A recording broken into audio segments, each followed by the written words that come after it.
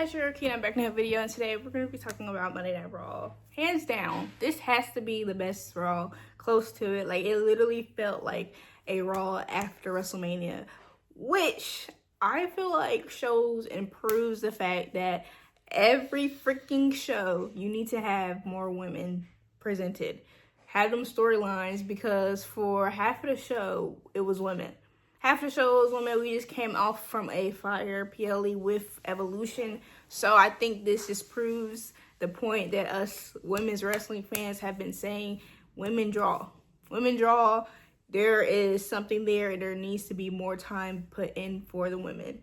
Now, the one who opened the show was the Miss Money in the Bank, or our new Women's World Champion, NAOMI. Yeah, y'all should listen to her when she said proceed with caution. And from, like, I think a lot of people are thinking this was not the plan, but it had to be the plan. It had to be the plan because they had the side plates ready. Like, I literally believe this was the plan. There was no ifs, ands, or buts about it. So now I am a bit more hopeful on the Big Three storyline. Especially when she said that she felt like Bianca and Jade just wanted her just to be the good go-along friend that didn't get anything from their own for themselves, but was always there for them. And honestly, she kind of makes a good point. I mean, when did they really, like, they knew for a fact that she was getting done dirty by Tiffany Stratton. And from the time, although, yes, sometimes they stepped in, but there was a lot of times they did not step in. And it took Jade leaving for somebody to be at the ring for her. So I ain't gonna lie, she makes good points. Now, method may not have been approved. You know, me, I'm here for her rights and wrongs, so I didn't care. But NAOMI, it makes a perfect champion. I honestly think she's gonna stop the whole trend of this championship not being used, the champion not being presented, because NAOMI is she's a workhorse. She gonna work, she gonna put in her time in, so I know that she's not gonna be a backstage model. She's not gonna be the catering person. She is gonna be out on the floor. I know it. Not surprised about Rhea coming out or EL, but Rhea came out. I ain't gonna lie, almost started sweating cold sweats, because y'all know what happens when that happens. Y'all know when Rhea decides she wants that title back, she's gonna get so many opportunities to get that title back. But I am glad that it's, instead of it being a one-on-one match, which of course makes sense, because at the end of the day, Rhea may have been in that match, but so was Io. So them deciding to make it a triple threat for SummerSlam, after the match they had, this has to main event. This has to main event. This has to main event. Seeing NAOMI now in a different landscape, different environment with different competitors, it feels like fresh air. It feels like some fresh air, and she fits in perfectly because she's a star. So I'm excited to see how she's going to be on Raw. I feel like it's going to be successful. I know a lot of people are kind of feeling a type of way, which it's just because it's NAOMI. Let's keep it a stack. It's because it's NAOMI, and not much I gotta say about that except that. That's why. Calling her a transitional champion. What? A belt warmer? What in the world? This whole... I'll be real. After it was revealed that she was the one who pushed Jade, she has been like a hot ticket with the women's division. The storyline that she's been having with Jade, and Bianca, that's been so interesting. And a close one would be Becky, Bailey, and Lyra. Nothing else comes close to what those women have been doing. So sometimes Triple H, me and him don't get along all the time. But I will say this, I think that he knows the talent he has with NAOMI now. He needs to just know the talent he has in Austin Theory and Carmelo Hayes now. But another story for a different day. Next, we had a tag team match with Roxanne Perez and Raquel Rodriguez against the Kabuki Warriors. If they are going down the list of the women in that Fatal 4-Way, except NXT, or NXT as well, I'm fine with that. That is a good idea. That would be a good idea, I'll be real. It'll kind of revitalize the women's tag division. I do see plans for them to actually end up on the Summerslam card. So I'm excited about that. This match was really good. It just shows that Roxanne and Raquel are working together smoothly. I've been loving what Raquel has been doing in the ring, and I hope she keeps up on that. They really may want the Kabuki Warriors to go far, and I'm not upset about that. I hope that they actually continue to be a tag team, since we do need tag teams. We need more tag teams in tag division. Now, the Dungeon Dolls, they do something with that, because why put them together and make some merch if they're just going to be in catering all day, taking pictures? Nothing wrong with pictures. I like the pictures. But let's utilize the talent we got. We got Natalya in the back. Natalya still needs her time. She needs her time to shine, okay? Bayley versus Lyra. Bayley versus Lyra. This is good, too. Like, literally the women, not one match was bad. But this was a best two falls out of three. I did not know who was going to win, but as I said in my Evolution review, which if you have not watched that, the link will be in the description, I am thinking the storyline going to be with Lyra and Becky, and I was right. Because she was able to get 2 falls on Bayley, and it gets me wondering what's next for Bayley. What's next for Bayley? She got kind of ripped out of the show for WrestleMania, so what we going to do with her for SummerSlam? We got to do something. We got to do something for Bayley. I mean, I know that she might not be as captivating for some of the fans, but it's Bayley. It's only Bayley. You know, you can't count her out. You can't count Bayley out. Nikki Bella had her first match in 7 years, singles match in 7 years on Raw versus Chelsea Green. Now, if y'all do not know, Chelsea Green has been, I will say, she's been, like, I won't say begging. I feel like begging just makes it sound so negative. She's been really wanting to have a match with Nikki Bella, especially when she had the Women's United States Championship. She wanted to have a Diva. She wanted to be a Diva Destroyer. I don't think a Diva Killer, I don't want that. I hate that as a title, for real.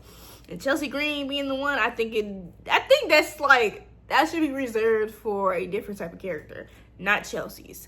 But Chelsea Green had a match with Nikki Bella, which Nikki, I feel like I might be going too far when I say this, but no, but be a lot of back talk.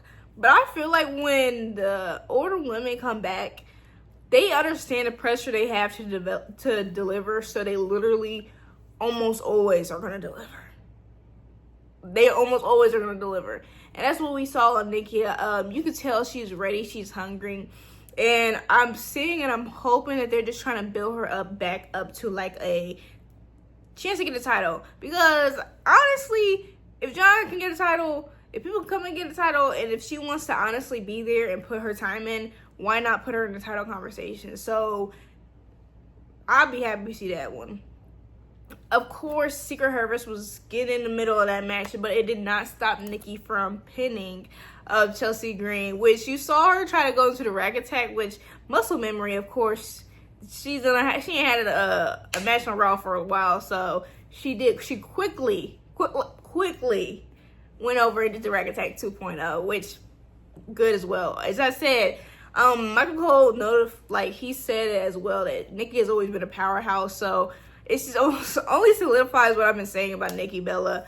Her going against other powerhouses, that's what I want to see in this run of hers. Secret Harvest, Saudi, sore losers, wanted to jump her. I thought the Dungeon Dolls were going to come out, but instead, we had Stephanie Vaquer come out, which I love it. I love that. That team, Stephanie Vaquer and Nikki Bella. Yeah.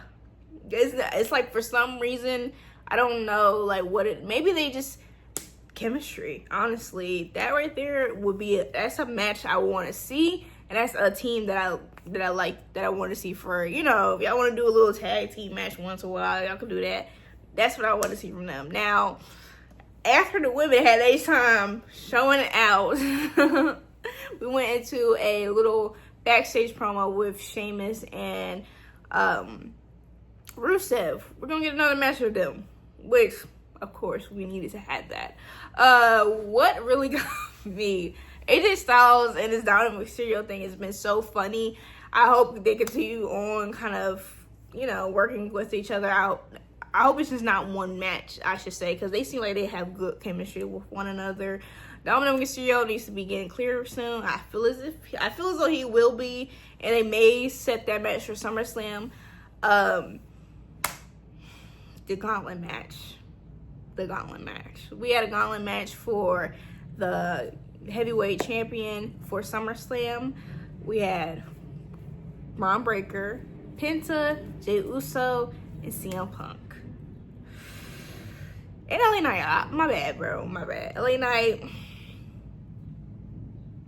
hell is on. But Braun Breaker, that is the man of that night.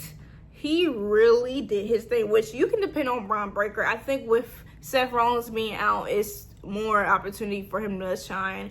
And if he's gonna be the next guy, I'm not mad at it. I do think, I don't know why I feel as though when I see Braun Breaker, I want to see him. I want to see him parlays against one another. Now, not only do I want to see that, I want to see them work together. Since there's an opportunity for that, and I think now since Seth Rollins is out, they may be pushing the timeline on that whole betrayal, because y'all know when y'all saw that team up that there was going to be betrayal of some sort in that mug. So it'll be easier for them to write that storyline with it. I'm interested in seeing how they're going to do the Money in the Bank briefcase, but at the end of the day, I just want Seth Rollins to heal and be able to bounce back from this injury. Now, Braun Breaker took part of every one of them.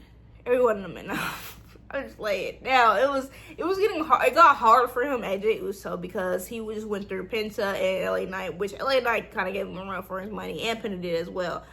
But of course, it is apparently for gauntlet matches nowadays, it's no DQ. So the other Braun came out and decided to mess up Jey Uso's match. But Jey Uso getting Braun out and then deciding to yeet with the crowd.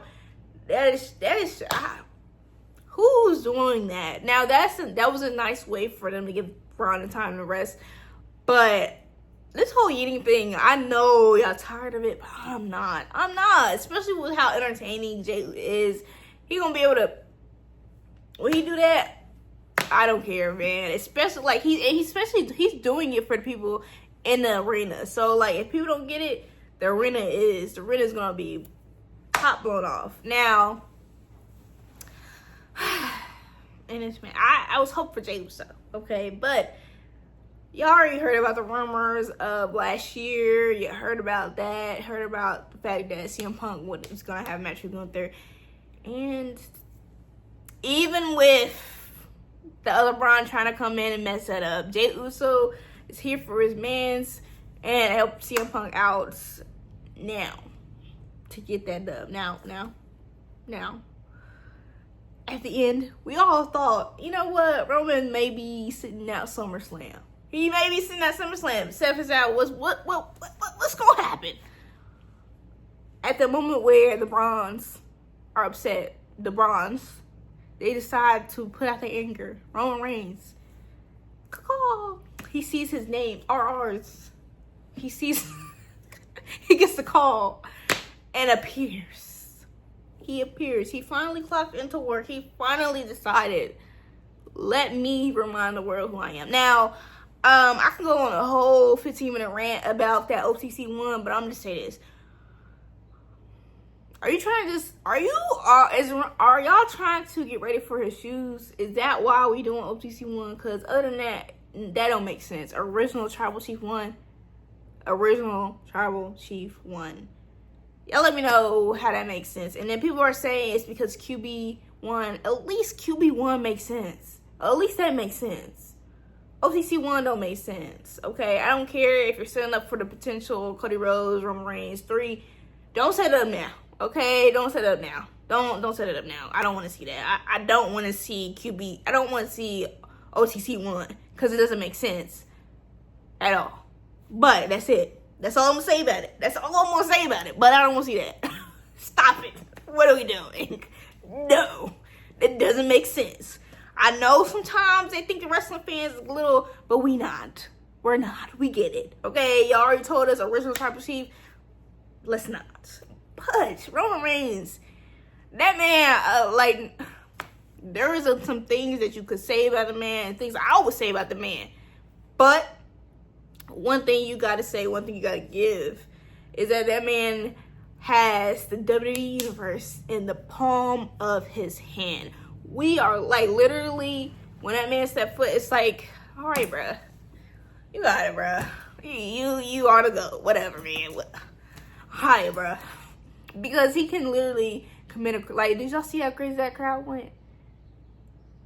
The pops get louder and louder, and honestly, anybody else, I would be tired of the fact that they keep doing a return, leaving, returning, leaving. But with Roman, it's like, fine, I don't care. I don't care, bruh. I don't care. And he comes, literally picks Braun Reed up with ease. That man been having in the gym. Got stronger a little bit. Stronger. Now, what he's going to do at SummerSlam, I have it an inkling because Jey Uso ain't got nothing to do. Jey Uso and Roman Reigns versus Bronze. But the thing is, how are we going to get there? How are we going to get there? Because I just feel as though Jey Uso decided to hug CM Punk. He just gave his cousin a little handshake. He did a little handshake. So I'm feeling as if we're not settled yet. We're not in the clear yet when it comes to this bloodline. I'm at this family ties. And I ain't gonna lie. Roman, he does sit in the back a lot of times watching Jey Uso get his behind beat. So who knows what's gonna happen. But you guys let me know how y'all feel about Raw. Y'all let me know what y'all thinking about the plans that they've made already for SummerSlam. Because SummerSlam is looking to be one of the best PLEs of the year. Close to Evolution, SummerSlam looking like they're gonna have a headbutt on the best PLE. And I'm excited. Wish I could go. Well, y'all let me know how y'all feel. And thanks for watching. Please like, comment, share, and subscribe. And I'll see you guys next time. Bye!